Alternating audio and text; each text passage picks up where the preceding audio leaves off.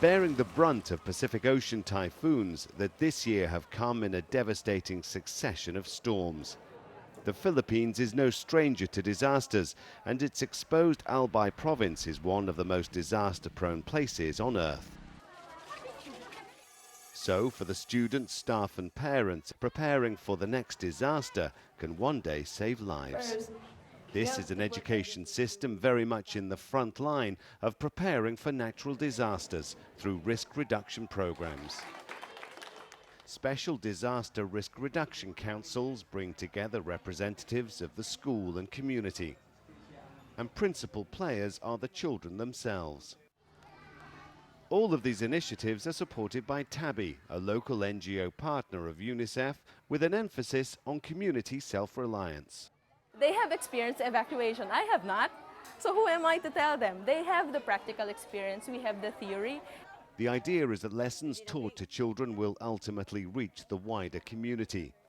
10-year-old Rose already knows the importance of trying to prevent landslides and floods.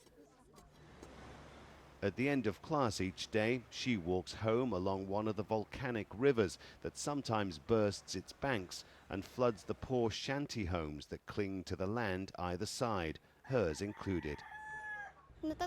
It is very frightening when we have to leave, but when the water subsides, we always come back. In preparing for the worst, students become more resilient and active citizens, determined to overcome the challenges, to have a home and an education. I am determined to continue my studies because I want to help my family and repay them for the good things they have done for me.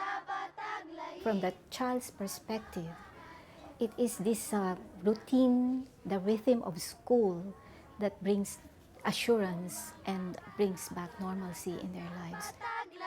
These programs and investments in education build resilience in communities today and shape a new generation of leaders for a more sustainable future. For UNICEF Television, this is Rob McBride. Unite for Children.